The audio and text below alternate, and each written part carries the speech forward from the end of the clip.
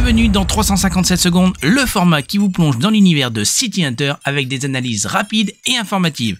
Que vous soyez un fan de longue date ou que vous abordez l'œuvre de Tsukasa Ojo pour la première fois, chaque vidéo explore une thématique ou un sujet.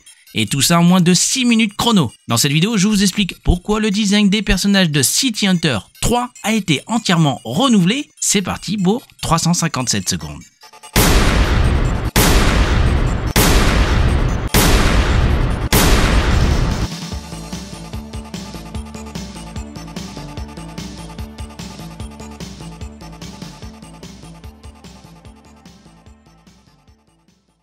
Que s'est-il passé entre City Hunter 2 et City Hunter 3 pour que Ryo Saeba et Kaori Makimura changent de design et de style vestimentaire? La réponse se trouve tout simplement dans un numéro daté d'octobre 1989 du magazine Animage. La série City Hunter 2 s'est terminée le 14 juillet 1989 avec son dernier épisode basé sur le chapitre de Bloody Mary. Peu après, la production de City Hunter 3 a été lancée et la série a débuté le 15 octobre 1989. Entre City Hunter 1 et City Hunter 2, Ryo Saeba conservait presque toujours sa veste bleue et son t-shirt rouge. Ce choix artistique simplifiait le travail des animateurs tout en assurant une cohérence visuelle. En revanche, Kaori Makimura affichait un style plus varié selon les épisodes. Sachiko Kamimura, responsable du character design de la série animée City Hunter, le style de City Hunter 3 a été repensé pour refléter l'évolution artistique de Tsukasa Ojo, dont les dessins avaient beaucoup changé depuis le début du manga en 1985. Au moment de la sortie de ce numéro d'Animage, le chapitre de l'affaire Azusa Goto était publié dans le Weekly Shonen Jump. D'ailleurs, Sachiko Kamimura explique dans Animage, cela fait ressortir un côté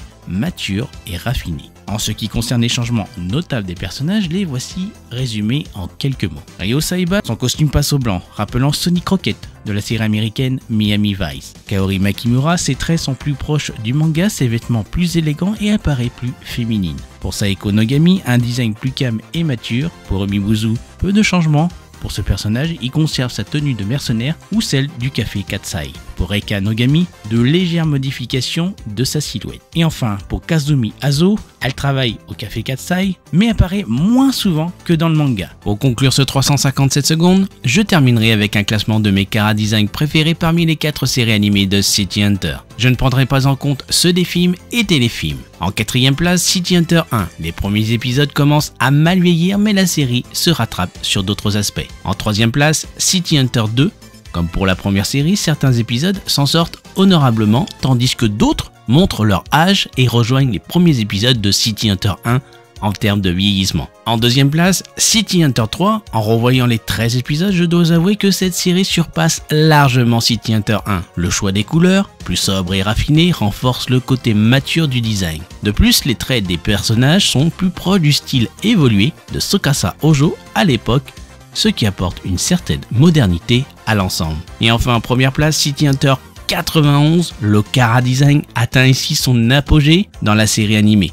Les traits se rapprochent davantage de l'évolution artistique de Tsukasa Ojo, l'animation est fluide et les choix des couleurs restent dans la même lignée que City Hunter 3. C'est l'une des versions les plus abouties du design des personnages dans l'animation de City Hunter. Ce classement reflète mon ressenti personnel vis-à-vis des 4 premières séries animées de City Hunter et peut éventuellement évoluer. Cependant, au moment de la sortie de cette vidéo, ce top 4 correspond à mon état d'esprit actuel envers l'anime City Hunter. Et vous les Hunters, dites-moi en commentaire votre classement des chara design des 4 séries animées City Hunter.